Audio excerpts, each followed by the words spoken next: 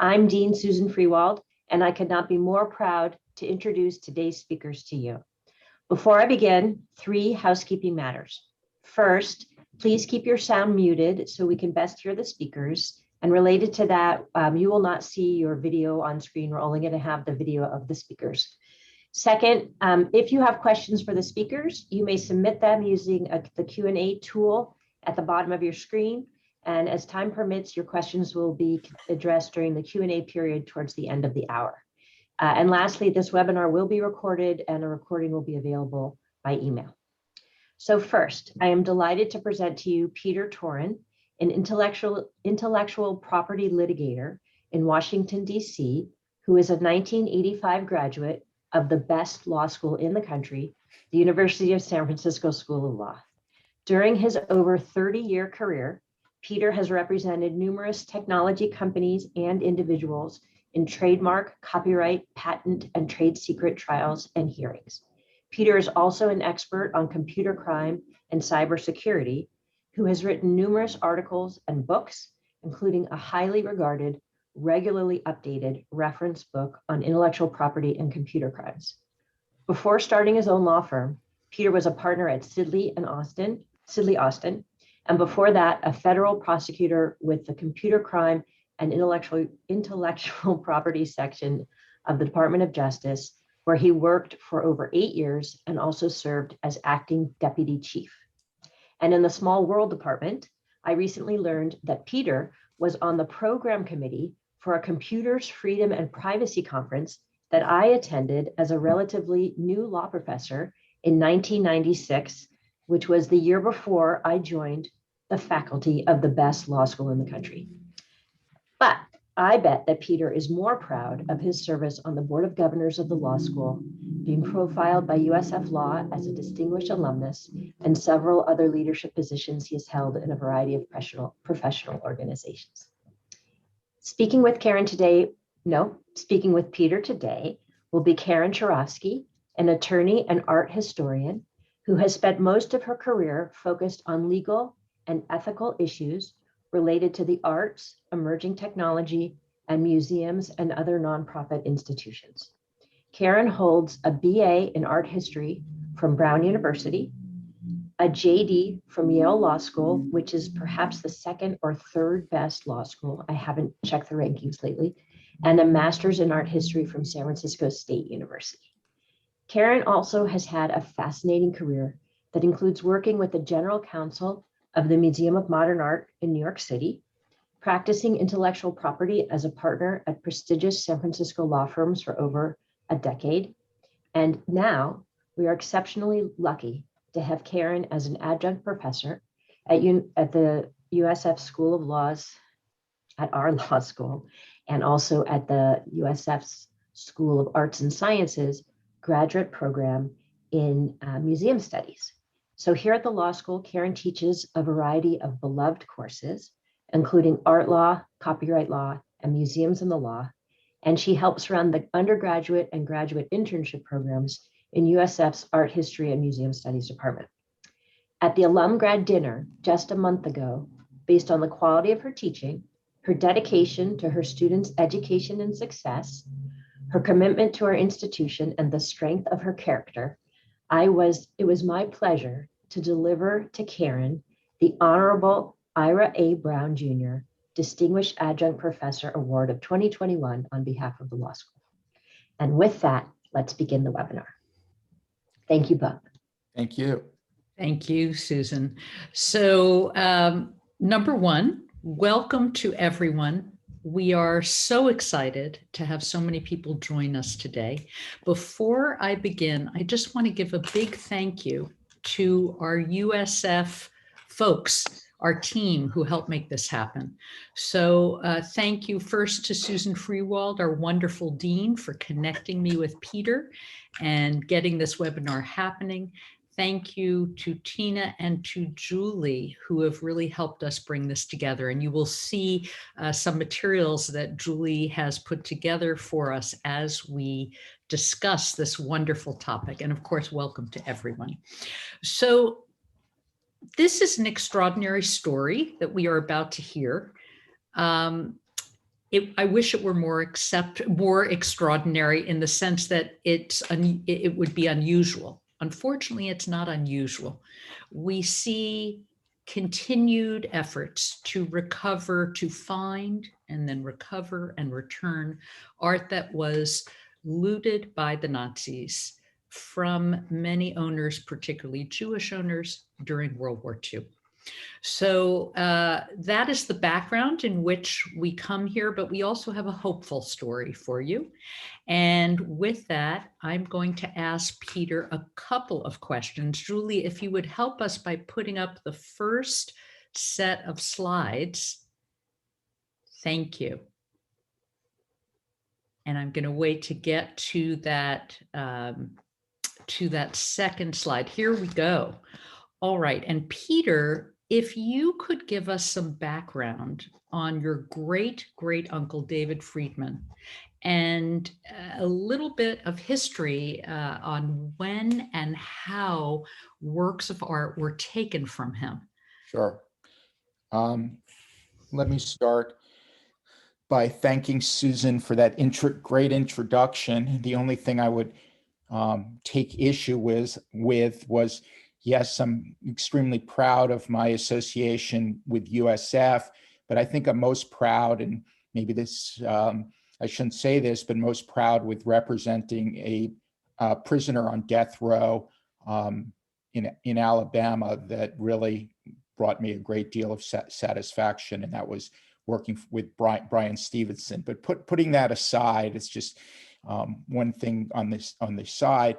On the left side is my great uncle David, great uncle, I should say, David Friedman's house in Breslau, Germany. That was the largest city east of Berlin before the Second World War. It's a part of Germany that has gone back and forth between Poland and Germany for a number of times. Now, in fact, it's a Polish city called Wrocław. And if people can spell that name, I would be very, very impressed. In any case, David Friedman was extremely wealthy, as you can tell by the house, and hosted some very famous people in his parlor for interesting dinner conversations and things like that. He had a chauffeured car with an estate outside Breslau, about an hour and a half outside Breslau. That was 10,000 acres with a hunting lodge, and they grew their, whatever you make schnapps out of, they grew their own, I guess, sugar beets to make schnapps. In any case, the search for paintings began really in sometime around 2007, 2008, when my father was approached by some German attorneys who work part-time in this particular area. And they had found a document that mentioned somebody going to David Friedman's house, a Nazi going to David Friedman's house, and learning about art that David Friedman had. And they contacted my father I think it was first time was around 2014. What's really funny about this is my father, when I was growing up, always talked about how many paintings David Friedman had. And my father was an amazing storyteller. And I really didn't put much stock in his descriptions of all the paintings that David Friedman had. I really thought it was just one of his fabulous stories. So I was extremely surprised when, for the first time, there was proof that David Friedman had these sorts of paintings and stuff. There was a letter on the right side of the screen, is a inventory of all of David Friedman's, not only his art collection, but other valuable pieces of valuable items, including Persian rugs, Meissen pottery, antique furniture, things like that. And this was only discovered after we discovered the letter, and this dates to 1942. And the letter that I previously mentioned dated from, I believe it was sometime in 1939. And what begins to tie in the story with the Monuments Men is that some of the paintings ended up in Hildebrand Gurlitt's possession, and he sold them. He took them probably primarily because they were painted by Jewish artists, probably the most famous one. Well, Pizarro, I believe, was Jewish, but putting him aside, Max Liebermann, and I may be wandering too far with these anecdotes, but there's amazing coincidence that Max Friedman's house on the Wannsee Lake was next to the same house that the Nazis agreed upon the final solution with Jews. So that's simply a pretty great, pretty amazing coincidence. And Lieberman's house today in Berlin is the Lieberman Museum. So that basically brings us sort of up to date. We were able to uncover 2 riders on the beach in approximately 2015. Peter, I'm just going to jump in because I do want to show our many viewers those pictures and take them on in that story. I think, you have certainly set us up for that, but, and these are the pieces that were recovered, but let's take a step back, Julie, if you could just show us the earlier house, if you would, although actually, you know what, we can stay here, but Peter, let me ask you, because I remember when we first spoke about this, you spoke about your father's memories of what happened in your great uncle's house on the night after Kristallnacht, which of course was a terrible night for anyone who was Jewish and Jewish-owned places because of what happened and all of the destruction that happened. But you said your father was called to the house for a particular. Well, actually, I think it was your great uncle. No, it was your grandfather, perhaps, who was called to the house for a specific reason, and what your father remembers about that story. Yeah, that's a great introduction. Kristallnacht was I believe it was November 11th, 1938, and it's called Kristallnacht because it's the night of broken glass, when the stormtroopers and the Nazis basically broke the windows in any Jewish stores and arrested many Jews. And my grandfather, who was a lawyer as well, was arrested that night of November and was taken to a Gestapo station for the night. And the next day, my grandmother got a call from a General van Kleist, a high-ranking German general I think he was killed in the Battle of Stalingrad a few years later. But in any event, he arranged for the release of my grandfather from prison because he wanted a lawyer there to represent David Friedman in the so-called sale of a large portion of the estate that I previously mentioned. And as part of that, my grandmother was asked to bring my grandfather warm clothes because she knew that he was probably going to be taken to a concentration camp after he'd been released for the short period of time to represent David Friedman.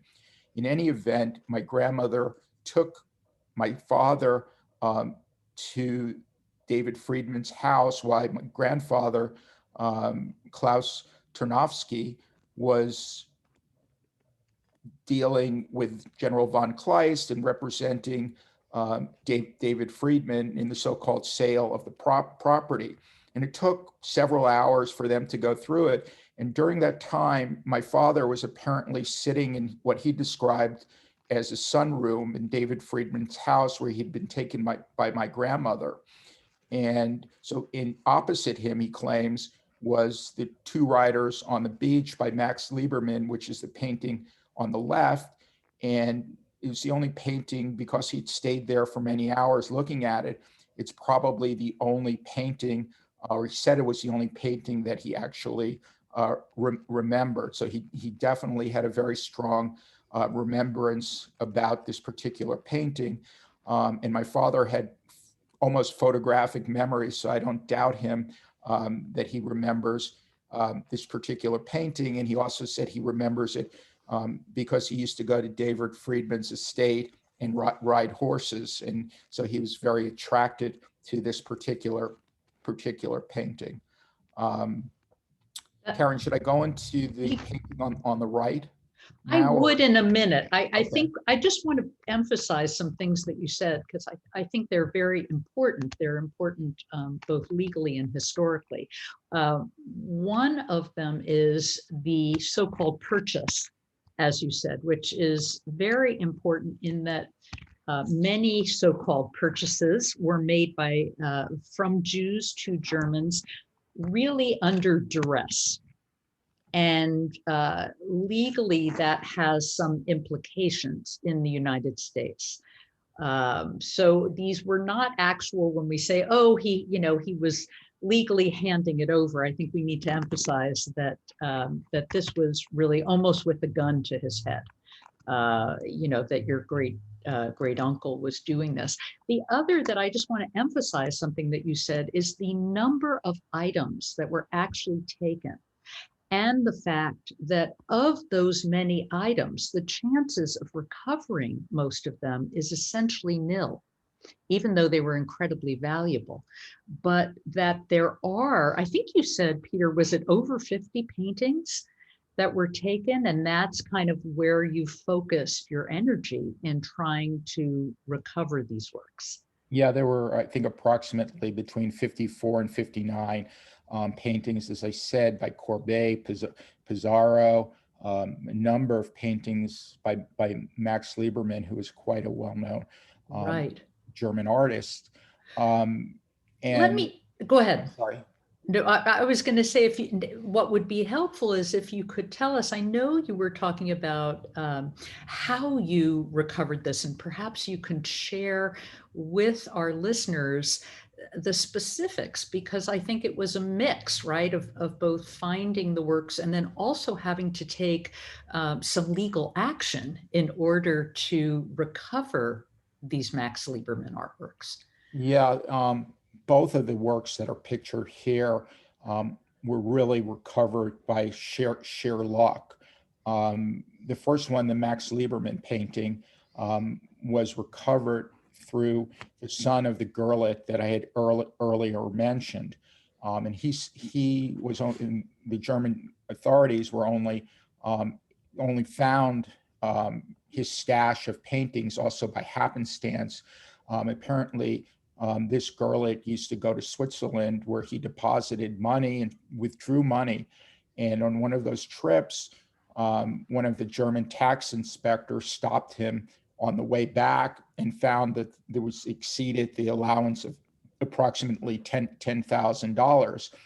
And eventually they executed a search of Gurlitt's house, and they found, I believe it was over 1,000 works of art, including Two Riders on the Beach. What's interesting is the German government, I should say the Bavarian government, buried the seizure for I think it was perhaps a year and a half. So it was only released to the public in approximately 2015 because of some investigative reporting by one of the journalists in Bavaria. And at that time, a number of the paintings that were in Gurlitt's possession became public. In fact, Two Riders on the Beach, we knew about it, or I should say our German attorneys knew about it, because the situation and the recovery of all these paintings was widely reported in the press, including the New York Times. And the Two Riders on the Beach was, in fact, one of the paintings that was on the front page of the New York Times. So our German attorneys told us about it, and we were then able to begin our arduous process to recover the painting. And it took us, from that point in time, it took us approximately year and a half or 2 years to recover the painting.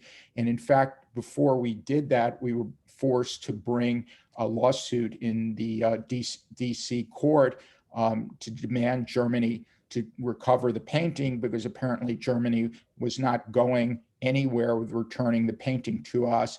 And after we filed the lawsuit there against Germany, we were able to recover the painting in a very short time. In fact, we were probably among the first 3 people who recovered paintings from the Gurlitt stash. That's an extraordinary story for anyone kind of following the news. The New York Times also had this week a story about another painting. In this case, it's a Picasso that the Bavarian government museum has still in its possession and is refusing to hand over to the Jewish, the legal heirs. And so I'm not surprised. I think, there's, even though we've seen some changes, some positive changes abroad, particularly within Germany, but this continues to be a problem. I think you said the best thing that happened was not only locating this when we talked about it, but also that you had that clear documentation to show that, there was no question that this was the same painting. That's correct. We were very fortunate to have the documentation in the list that was shown earlier. I think it was over 300 items, including, as I mentioned, approximately between 54 and 59 paintings. And included on the list was this painting by Max Liebermann, and all the paintings generally gave the size of the painting, the type of the medium that was used for the painting or used for a pastel. It included whether it was an oil or pastel, and the name, obviously, of the painter, the size of the painting, and a brief description, a very brief description of the painting. So we were able to, well, actually, the 2 writers on the beach was specifically referenced in the letter that I had, the 1930 letter that I had mentioned previously, and we only discovered the inventory sometimes after 2015, and after we had gotten the return of the Max Liebermann painting. So it's a little bit different, but we were extremely lucky to have this letter from 1939 that described approximately, I think it was 5 to 7 works of art. Interestingly enough, the Nazi person who had basically gone to David Friedman's house to conduct an inventory of all the works, and included in that inventory, as I said, were 2 writers on the beach. And he basically ordered David Friedman. He felt he couldn't seize the paintings in 1939 because at that time there was no German law that allowed the seizure of the work. So he had to wait, I guess, until close to 1942 before they were able to obtain the Liebermann painting pursuant to a law. And as probably many people know, the Germans were able to, they didn't act arbitrarily, but they acted only when they had the so-called power of law behind them. So it took a number of years before the David Friedman painting was actually obtained by the German government. In fact, it wasn't obtained, I should say the Nazi government, and wasn't obtained until 1942. Well, and that's going to figure in what we're talking about in terms of the future. Let me ask you a quick question, Peter, because then I think we should talk about what you're still looking to recover. But you had told me that the basket weavers, which is the image on the right, was also somehow related to Hildebrandt Gurlitt, the notorious Nazi art dealer, and it was related through. Was it an aunt that ended up selling the painting? There was some connection, another connection with the Gurlitt trove. Yeah, in fact, Hildebrand Gerlit was a Mischling, which is the German word for basically part Jewish. And I believe one of his grandparents was Jewish, but that basically didn't stop him from being one of the major art dealers for the Nazis and raising capital and money for the Nazis. And he had been tasked, eventually he was tasked with opening what was to be the greatest art museum in Adolf Hitler's hometown of Linz in Austria.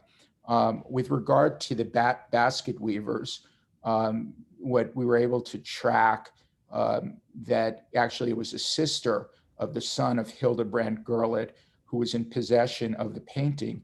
And eventually we're able to track that particular painting to a purchaser who was an Israeli purchaser.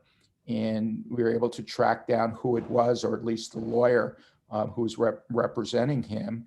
And we approached the lawyer, and the lawyer did not want to provide any information about the identity of the owner of the basket weavers. But eventually we were able to negotiate a deal or a contract with the Israeli lawyer, and we actually ended up paying for that particular painting, who the Israeli claimed was purchased in good faith for approximately the same amount that he had purchased the painting originally back in approximately 2002.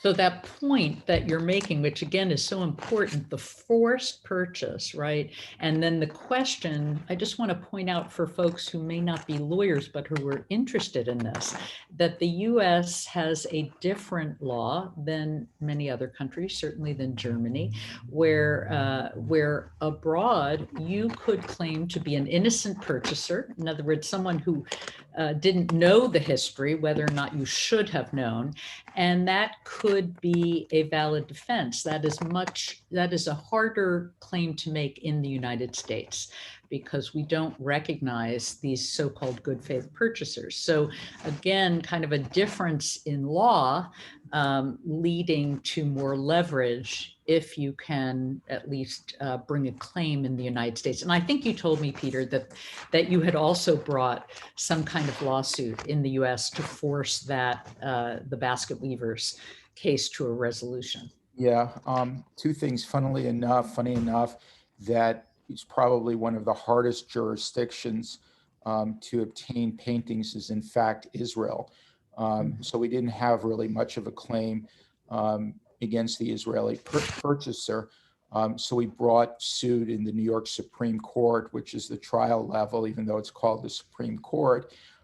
We brought suit in the New York Supreme Court, trying to force Germany and the Israeli attorney to turn over the name of the purchaser in Israel. And why we were never successful, as I said, we were able to purchase the work and worked out a deal with the German attorney, and we never found out the identity of the owner, the previous owner of basket weavers. It's so interesting in all of these cases that in some ways the documentation, you were lucky to have the original documentation from the time of the Nazis. You were lucky to find it, as you say, and then it needed that push, that legal push, to really get things rolling. Unfortunately, one would hope that it wouldn't take that, but it seems to be the case. Tell us, if you will, and maybe Julie, you can put up some of the other slides about your ongoing. These are kind of the previous slide is the good and hopeful news.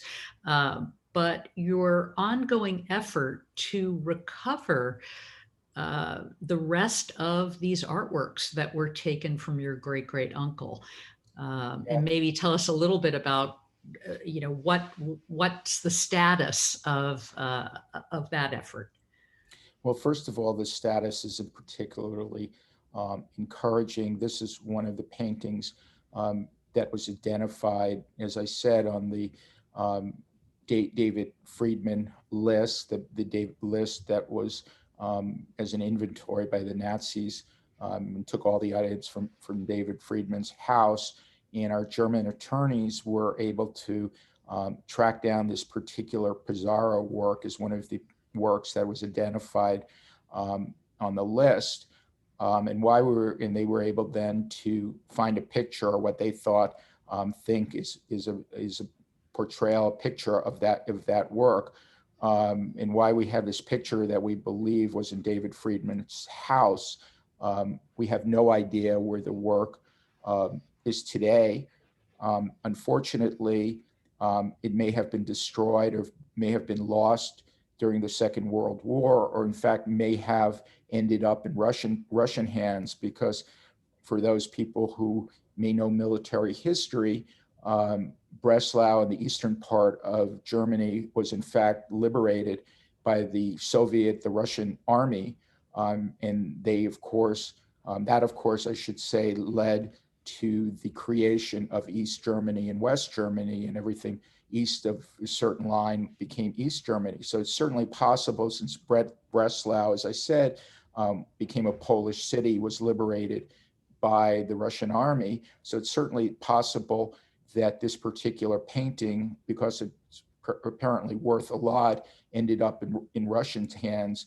And certainly it's very unlikely that we'd be able to recover that painting, but we're hoping that somebody may recognize it and it's somebody's collection, and we would be able to recover it. But frankly, I don't have a lot of hope to recover this particular painting. Well, we'll keep the hope. We're going to actually, Julie, if you can show us maybe the two other slides. And Peter, if you could tell us what is currently going on legally.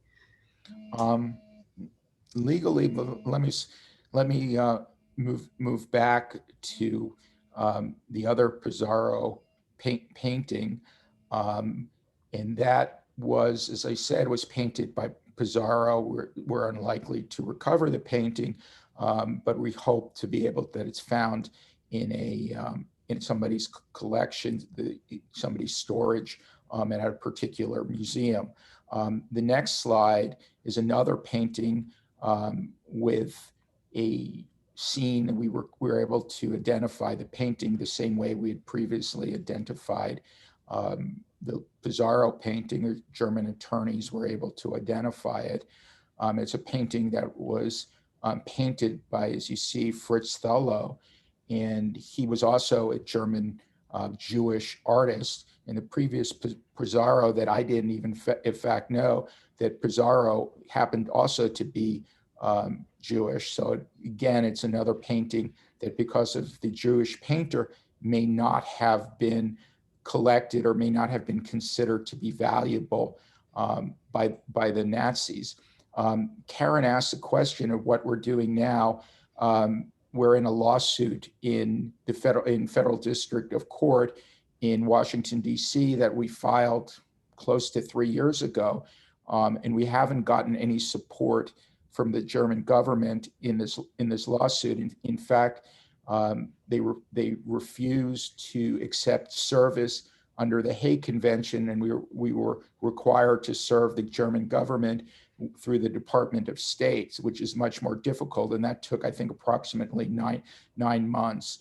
In any case, we filed a lawsuit basically claiming and saying, hey, German government, you're the last owner, at least the last known owner of this particular painting, give us the painting back. And of course, they don't have this particular, or they haven't said they know where the particular painting is. And they haven't said where any of the other paintings are. So as an alternative claim in the federal court, we argued that since they don't know where the painting is, they should give us basically the money, the current value of all the paintings, and that's all alternative theory. Unfortunately, after the German government filed a motion to dismiss, under an immunity theory, claiming that they were the Federal Sovereign Immunity Act, claiming that they were immune for the lawsuit, and they filed a motion to dismiss. And the lawsuit was, I think it was originally argued or submitted on the papers sometime in 2017. And the judge in that particular case, and I won't identify that particular judge because I may say something not pleasant about him, but he does have the reputation for being one of the laziest judges in the United States. So we're still waiting on a decision from that particular judge as to Germany's motion to oppose or file a order to dismiss the complaint. And since then, we're intending to file on a different theory. We're intending to file another motion to amend the complaint, which we expect to file shortly. And is that motion, just to give people a little background again, because your story is, the part of a larger story that's currently going on, both legally and ethically. But there was a Supreme Court case that got recently decided. And what you're referring to, again, just for the benefit of any non-lawyers out there who may be interested, it is often difficult to haul in another government into US courts. Sometimes it's successful. Anyone who watched the film Woman in Gold knows that sometimes it's successful. But my understanding is that you have a theory about that would allow you, I mean, we don't have to go into super details, we can if people are interested, that would allow you to actually sue Germany and not dismiss them from the case. Is that the theory that you have already argued? The Supreme Court kind of knocked down one potential argument, but allowed another one to continue. Well, it's sort of an argument because it hasn't been really argued in court, so it's been on in the motion on the pleadings entirely up to this point in time. But one of the ways around, as Karren said, ways around the Foreign Sovereign Immunity Act is basically to claim that the German government not only does business in the United States, but there is recovery, or we have to argue that there was cash or money that can be traced back to the sale of this particular painting way back, and we believe it was 1942. And our argument is that since money is fungible, that the money that purchased this painting was part, or could be part of, the money that is currently being used by the German government in all their connections to the United States. Right. So I know that's very much part of it. There's also something that you told me that is the kind of the more novel legal argument, which hasn't been considered, which is normally, you can only bring in governments, you can't bring in, I should say, certain foreign governments when they've done something with regards to their own nationals, right? But there's an argument here that by through the Aryanization of the laws in Germany during the time, that actually Jews they were essentially excommunicated, but as nationals, that there might be a reason to bring in Germany here because they're acting in essence against people that they've already separated from their own nationality. So that's an interesting argument as well, I think. Our argument with that is based on, by 1942, all the Jews had been declared either as non-citizens or as stateless persons. So Karren said that it's very difficult to argue the Foreign Sovereign Immunity Act against citizens of a particular nationality, because certainly the United States doesn't want other countries to argue somehow that the Americans are subject to the laws of France, of Germany, of Poland, whatever. But as Karren pointed out, David Friedman was either a stateless person or a non-citizen of Germany by 1942 when the works were sold. So we're basically arguing that that David Friedman wasn't a citizen of Germany, and the theory that Karren mentioned, or that being able to move against citizens of a particular country doesn't apply in this particular case. And again, we're waiting as part of Germany's motion to dismiss before the federal court, the district court in Washington, D.C., and he has not ruled on that particular theory. That will be interesting to hear. I know it's going to take some time. Let me turn this over. I know we wanted to have time for questions, and we're happy to answer everything that we can. So we have one question that says, where are the two paintings, the two Max Liebermans that you were speaking of, Peter? Where are they now? One of the paintings, Two Riders on the Beach, was sold at auction at Sotheby's. I believe it was 2017. And our family was forced in a way to sell that particular painting because half the painting belonged to my uncle's family, who's the brother, I should say was the brother of my father. And because the painting was quite valuable, we couldn't come up with a way, since you can't cut the painting in half, obviously. The only way really to share the painting was to have one of the sides of the family purchase it from the other side of the family, which would be probably too difficult, too expensive for that to happen. So as I said, that was sold at Sotheby's. I believe it was in June 2017. It was June 2017. And it was actually sold to an unknown purchaser. In fact, we asked Sotheby's to be able to contact the purchaser and see if they would identify just themselves to us. And we never heard back from the purchaser, because many purchasers, because of tax law and for other reasons, are very reluctant to identify the purchase of paintings. The second one, the basket weavers, I'm not going to identify at this particular time where that painting is presently located.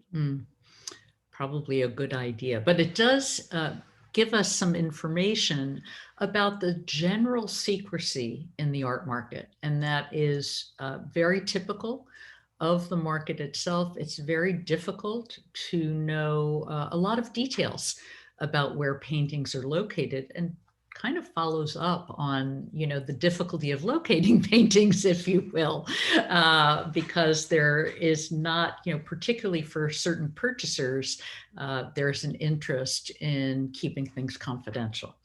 So that certainly explains it. I'm wondering if you could also, Peter, maybe talk about some of the issues, if you've encountered them, in terms of databases, and what you have found, what kind of databases you have found that are useful, if there are certain ones, because there are many, many different databases, unfortunately, and they don't all communicate with one another.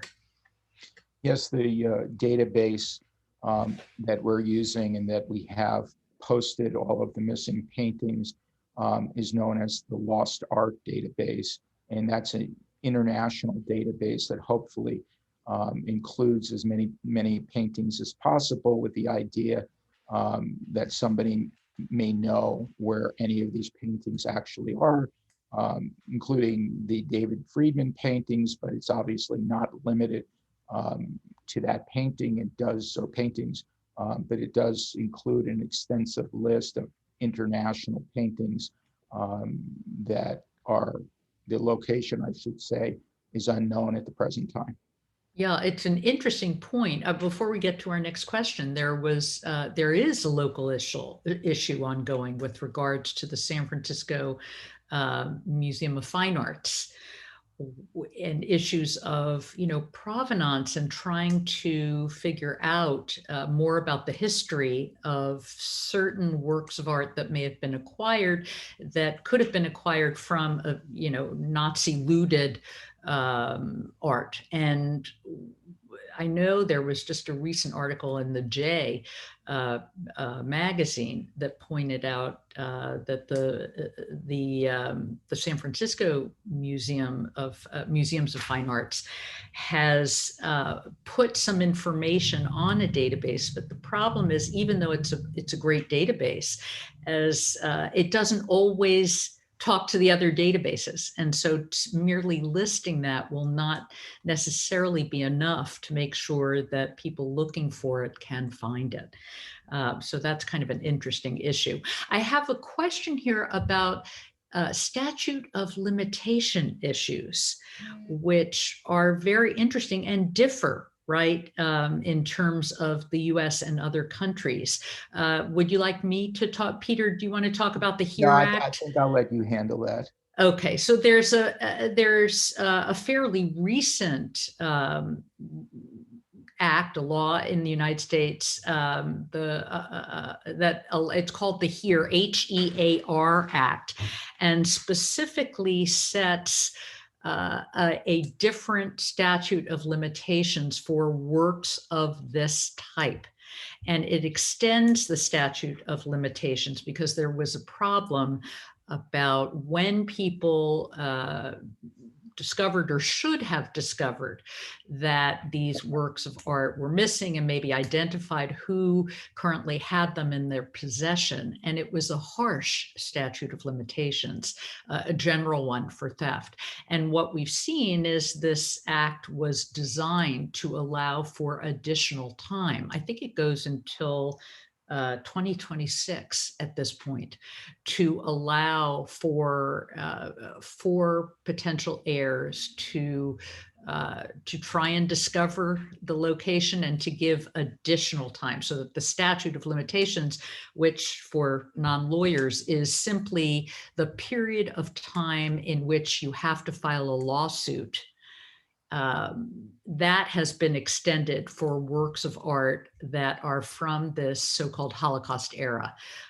So that is additional time for recovery, and that takes care of the so-called statute of limitations timeline in the United States. It's similar to what we've seen, interestingly, it's an odd connection to make, but in cases of harassment, and or abuse of people when they were young. Now we've seen extended statute of limitations for certain people in a circumstance. So this would be an example of extending the statute of limitations for works of art that fit within this description of being taken during the Holocaust era. So I hope that answers it. There's also these difficult issues that I just want to talk a little bit about with you, Peter, about the differences between what the law requires and what seems to be the ethically, morally right thing to do. Now, we do have, again, for folks that don't know, in the US, we have ethical guidelines that have been endorsed by our major museum associations, if you will, the American Association of Museum Directors, also the American Alliance of Museums, that really tries to emphasize provenance research on the part of the museum. Also emphasizes the transparency. So to share information, if there's anything where there's a question about provenance, to share that information publicly, to list those works, kind of in the way we did here in the short slide presentation. But it seems that there's still a lot of emphasis, at least to me, and Peter, you may have encountered this in your own case, there's still a lot of emphasis placed on the heirs rather than the institutions that may have these works. These certainly have problematic works in their collection. And that kind of difficulty where you really have to have all the information to bring forward, kind of searching, for a needle in the haystack, if you will. And it's less proactive on the part of museums, although we are seeing some of that change abroad and even more, in the United States. That is true. There's something called the Washington Principles that is basically ethical principles for works to be returned by the owner, by museums and other, and by countries that may know of the work. So that's an ethical obligation. Unfortunately, there's no teeth to it. There's no international law that is required to return the work. And I think what Karren may be talking about is the legal aspect. And as I said, that's much more difficult to get a painting back that's even identified than under the ethical principle. And there was a recent Supreme Court case, I believe it was Lieber versus Germany. And it was in that case involved something called the Weltenschaft, was an extremely valuable, basically German icons that I think date back to approximately the 16th century. And that particular work had been seized and was in Göring's possession. And despite knowing where a work of art, and despite really the work was owned by a consortium of former Jewish German art dealers, that Germany refused to send the work back or give the work back. And the German government went all the way to the Supreme Court. And recently, I believe it was in December of last year, the Supreme Court basically ruled that the plaintiffs had not a right, for various technical reasons, under the Foreign Sovereign Immunity Act. And I'll just relay one kind of interesting story of that case. I mentioned somebody named Lieber, and Lieber was a childhood friend of mine. And so sometimes the social media is a good thing, because I was able to find him, I believe, in one of the social media sites. And I hadn't talked to him in about 30 years. And I was able to contact him, and to a limited degree have been able to be in touch with him and become limited friends. And another interesting fact is Jed Lieber was the son of the fairly famous music writers that wrote songs for such famous people as Elvis Presley back in the 60s. And so the Lieber's father was in the Lieber side of the Lieber-Stoller songwriting duo. That's such a great story. It's amazing, really amazing. I was going to say that yes, that's the case you're referencing is in essence the case that looked at, it was the latest Supreme Court that looked at the Foreign Sovereign Immunities Act. And interesting, unfortunately, it knocked down a legal theory that had been accepted, I believe, by the two lower courts, where they said that part of the Nazis' approach to getting rid of, exterminating Jews was taking their property, that was part and parcel of genocide. And that would be, genocide would be a violation of international law, such as, being enough to then exert jurisdiction over Germany in a US court. And unfortunately, that particular theory was shot down, although we have these other theories, luckily, still to go on. But a really interesting story. The other, what you're mentioning about the Washington Principles, which was the key international document that came out kind of recognizing these ethical issues, was there was a recent case, I believe it was last year, involving a Pizarro in a Spanish Museum, and Spain, which had signed on to the Washington Principles, actually came down with a decision against the heir. And it was the decision was affirmed here in the United States. The United States judge followed Spanish law, but wrote in his opinion a long screed, if you will, about how it was absurd for Spain to have signed on to the Washington Principles and those ethical guidelines and literally go against them in their legal decisions from that point on. So I thought that was very interesting, certainly connects with the story about the Pizarros missing from your great uncle's collection. We have another question about art. This is to me, actually, do I include art confiscation in other countries in my curriculum? My international students, I know I can tell with a fellow professor, all have stories to tell about this. One of the interesting things I do in my class teach not only about art law, but really about cultural heritage.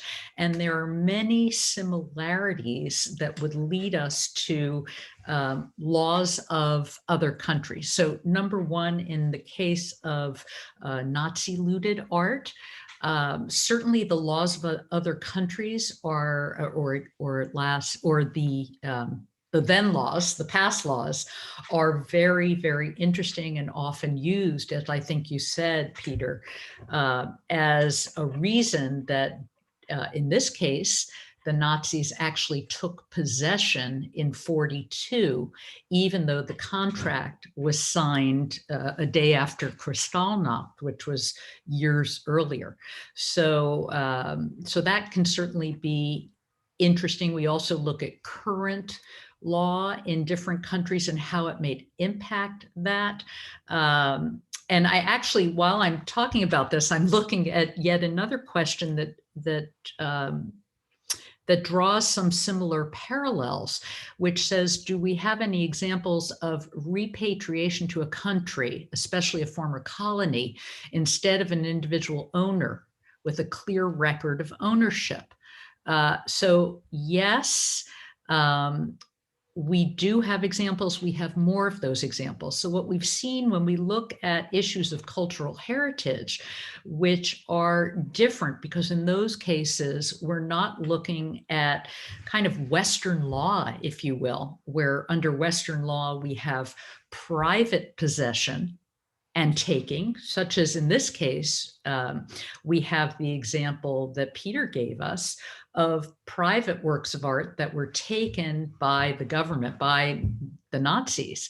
But in repatriation issues, for example, you may have heard, and probably the thing that we're reading about most now is the Benin Brontes, which were taken from a kingdom in Africa by the British during the time of colonialism. And there's a clear history to the taking of those works, which are now, we refer to them as the Benin Brontes, but they're really everywhere. They're in so many different collections. In fact, in today's paper, I just read that the Metropolitan Museum has agreed to restitute, to return 2 Benin Brontes to the African kingdom. And we have all sorts of interesting issues about when you have an indigenous culture living amongst a current nation state, and the fact that we have Western laws that don't always recognize the indigenous culture and the works that were taken from it, which is just gives us yet another legal issue and ethical issue to consider. And now you get a sense of Karren's enthusiasm and why her law students love her class so much. So, so thank you both so much. This was, a fascinating story, a sad story, Peter, and, we hope that you get some success getting some more paintings back for your family. And I understand the many challenges for you and your family and for so many people. This is, again, it's a complicated, but also very sad situation. And the legal aspect is just so interesting. And we're so appreciative to have Karren here to help us with it, and Peter, both lawyers, both associated with the greatest law school in the world. Oh, I took us from country to world. I think we deserve it. So thank you both so much. And thank you, audience, for coming, and have a good day, everybody. Susan, can I say one more thing? Yes. I've been pinged with a number of my former classmates, Yeah. the class of 1985 from the greatest law school in the United States. And I just one other thing that when I graduated in 1985, I had a lot more hair. So some of these classmates may not recognize me, and I do have somebody who I blame for losing pretty much all my hair, but I won't disclose that at this time. Wow. With age comes wisdom, right? That's right. So there we go. You're right. Thank you, Susan. Thank you, everyone. Thank you, Peter. Just such an interesting and continuing issue. So we keep our fingers crossed. Absolutely. All right. Thank you, everybody.